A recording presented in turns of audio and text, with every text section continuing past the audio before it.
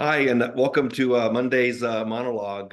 Jim Hayden here, and hopefully got to watch the last couple that I put out on different topics that where I'm going to use the term controversial, or can be very polarizing, if you will. And so today, no surprise, I'm going to talk about the debate between Vice President Kamala Harris and former President Donald Trump, and I'm going to talk about my perspective. And that perspective, I think, will be very unique. I'm going to not be polarizing and talk about either side who won the debate or the success of the debate, or because how the view of that, I think, is up to the individual, your discretion, your own views. Where I want to go with this is what I experienced and what I think is happening from my perspective. And I think it's what it's boiled down to. The word that I'm going to use, and I'm going to use both sides of this word, is apathy.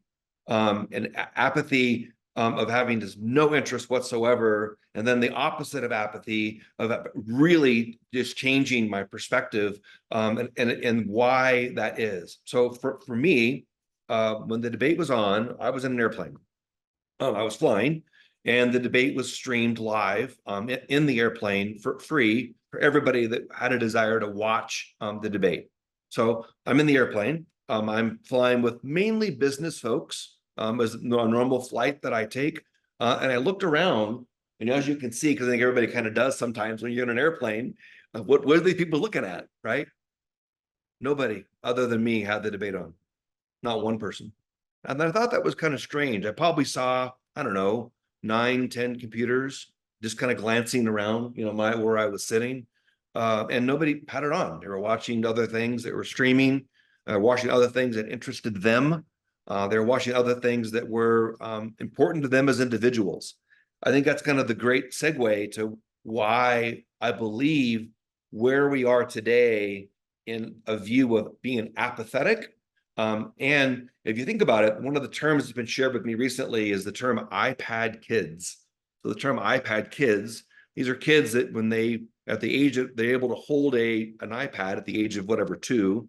And they're basically giving this device, parents are, to their children as a distractor, to keep them occupied and looking at what's ever on there. And now they become completely focused on whatever that is. So now let's fast forward. We have got Gen Z, we have millennials, we have now Gen Alpha. Everybody that's under the age, I think, of about 14. Millennials and Gen X's, and then baby boomers. So if you kind of just draw this big spectrum of individuals on being apathetic or not being apathetic. So those other people that were in the airplane with me, what they were looking at, those terms are called your loop, your circle, your feed. So if you're looking at things that interest you, so if you watch TikTok or you're looking on Facebook, things that they know that you like to look at, that's what's in your current circle or in your bubble. How much time do you spend on looking at world news or learning about new type of perspective in another part of the world, and really kind of vastly thinking about things differently that are outside of your bubble? And I think that what's happened is that if it is in your bubble, and the debate specifically interested you based upon where you are as an individual, based upon that feed, then I think you had an interest in the debate. You had an interest in the outcome of the debate. So those of you that are very right, that watched it in the watch parties, and I had some friends that went to the watch parties on the right, friends that went to watch parties on the left, and they were excited about getting together with their circle of friends in that same circle, right?